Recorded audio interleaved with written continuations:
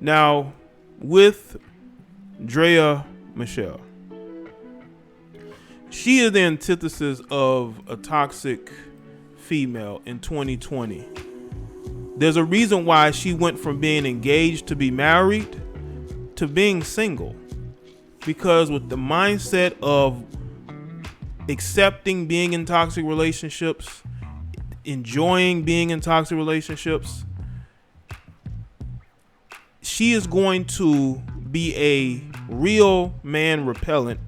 Now, she may get a real beta male, a guy who's willing to take what he can get, who's lucky to be with her. Maybe that is what that's where she's gonna have to be, because any man with common sense, who's intelligent, okay, who's made something of himself, all right, self-made, who have his choice of women that he could date, he's not gonna wife up somebody like Draya with the mindset that she has. She's on this podcast. She's talking about this Meg Thee Stallion and Tory Lanez situation, and she's acting as if it's no big deal. And she has other women that are calling her out on Twitter. You look at my timeline, I posted one of the tweets. With one of the females. They're just going in. But I don't think she really cares. I think nobody's talking about her, so she wants people to talk about her. It's almost like she was gleefully saying this, because you would think, well, oh, she's joking. Well, we'll find out whether it's a joke or not, depending on the amount of attention and criticism she got. I'm doing this live stream because, one, I speak on a lot of different things. So this, to me, is what I do. But other people, why they speak on it's going to be because they disagree. There's a lot of women that disagreeing with what she's saying. But there are women who do agree with her. There are women right now who are chasing behind males who don't even want to be with them like that, because they understand that relationship is going to be dysfunctional. They don't want any part of it. But you have women that are so clingy and so thirsty to be with that guy, right? They will pretend to be feminine. They will pretend that they're on the program until it's time to put a label on that situationship.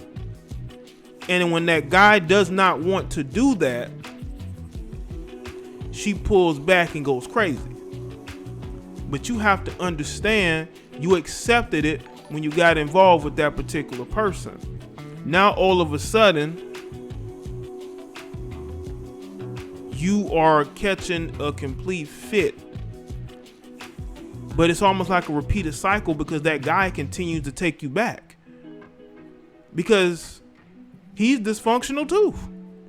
Okay? It's like a dysfunctional match. It's a match of people who are actually mismatched in society. Both of them don't fit in nowhere. Both of them are weirdos, okay? So they both may fit together. So they make a really big dysfunctional relationship, and they deal with each other for whatever reason, because they both like that. I've heard dudes say they like a female that is feisty, that will get on them for certain things, will get at them. There are dudes that like that. Those are usually dudes that have mommy issues, I think. You know, they want somebody to talk down to them, and they want somebody to get in their face and point. You know what I'm saying? Just like, why in the world is you as a man, especially if you are a man who's self-made, you've built yourself up, you've created a life for yourself, why would you want to come home to that? Usually the guys that don't really bring anything into society, they are heavily reliant on other people. You know, they're heavily reliant on women to take care of them. They have to put up with that, so they learn to love it. They learn to love. But men that don't rely on women, that don't depend on them for anything, they don't have to put up with. Now, they will put up with it if they want to sleep with these women. There are a lot of dudes who will put up with a lot of stuff just to get with these women. Those are usually the guys who are their own worst enemy. Okay? They are their own worst enemy. And what's really sad is that these guys will be fathers. These guys could be older. They could be considered elders, but they will still be out here simping too. They will still be out here dealing with these dysfunctional females. So you got to understand that they're going to have this mindset and this attitude because you dudes let it go. You give them chance after chance after chance. So of course they're not going to change. Why are they going to change if you haven't given them a reason to change? Just like there are women who have not given a lot of men reason to change because they date the same type of men. So a lot of guys just say, why try hard? Why go out there and build myself up? You know, they're not going to like that. They want me to be this dysfunctional male that's broke, that's living off of them. That's what they want. No, that's what women who are insecure, women who don't have the personality, do not have, just don't have the overall package to get and keep a man because they're for the streets, but in their mind they're not. And that's another thing too. You got women out there that are for the streets, but they won't admit it to themselves. But all you have to do is look at their track record. If they're constantly in dysfunctional relationships, in and out of relationships, constantly, perpetually single, they get into a new relationship that lasts for a couple weeks, if that. Might last a week, 2 weeks. So the dude done smashed a few times and said, you know what, the risk ain't worth the reward. The risk ain't worth the reward, so let me just bounce. And that's what they do, you know. And these women, it sends them into a bitter spiral of just attention seeking, of male bashing, because they have not been able to admit to themselves that they are for the streets, that they're for everybody.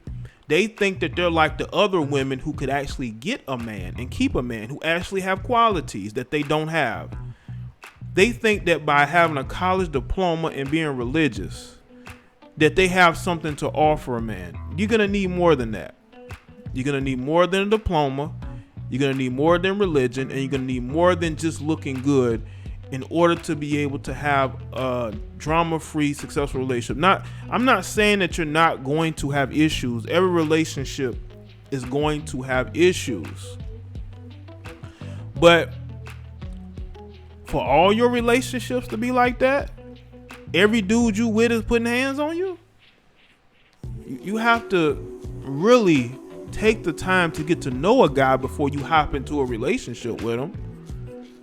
And truth be told, if you ask some of these women about the dudes they dated, they will tell you that they were friends with the guy. So you mean to tell me you were friends with this guy and you didn't know about his record for putting hands on women? You didn't know that he likes to get himself caught up in domestic situations? You didn't know that? So you just found out after y'all got together, huh? You didn't know about none of that before. You didn't hear nothing from his girlfriend who probably confided in you. You didn't hear nothing from his family members who probably told you about him, warned you about him, and you still got with him anyway. Mutual friends told you about this guy, and you got with him anyway because you like that. You think it's a challenge when you're able to go toe to toe with one of these so-called alpha males. Okay? You think that you're going toe to toe with these guys and you see it as a challenge because you're dysfunctional. You never had a father in your life. You're out here really struggling out here to find who you are. You don't even know who you are. And these women will be mothers. Draya is a mother. She's a mother of 2 kids. Well, she barely sees the eldest, but she's a mother. And for her to talk about how she likes these type of relationships, what example is she setting for them? What example is she setting for the women that follow her, who defend her, who support her? What about the women that support Meg Thee Stallion? They think Meg Thee Stallion, is getting a bad hand, that she was done wrong. Now, truth be told, maybe she don't even like Meg Thee Stallion. Maybe Draya doesn't like Meg Thee Stallion. Maybe this was her way of indirectly saying, listen, I don't respect her. I don't like her. It is what it is. You know, maybe she don't even believe what she's saying. But there are people, your own female grouping, that don't like what you're saying. And honestly, there's going to be women who are going to agree with it. All you have to do is look at the track record of relationships. Look at the fact that their boyfriends have been arrested for numerous things done against them. And you know what's crazy? They'll be the main ones upset with her. They'll be the main ones upset with her over what she's saying, but they themselves get into the same relationships. They get into the same relationships. Now, I think a lot of times I get on here and I say certain things. People think that they know everything, so they're like, well, Jay, why are you saying this? You say some of this stuff a lot. We know this. Stay away from relationships, blah, blah, blah. It's easy to say don't date. It's easy to say don't get in relationships. But you got to understand that humans are hardwired to want to group with somebody else. It's hardwired in them. Okay? That don't mean that they don't want to be single, but at some point they're going to want to be with somebody. What I'm telling them is that no, you don't have to choose a dysfunctional relationship. You don't have to be with somebody because they look good and you're thinking, wow, I'll never meet somebody like this. There are a lot of women out here. You don't have to date this particular female if you know she's bad for you. Because if you got her, you can get other women. It's just simple as that, you know?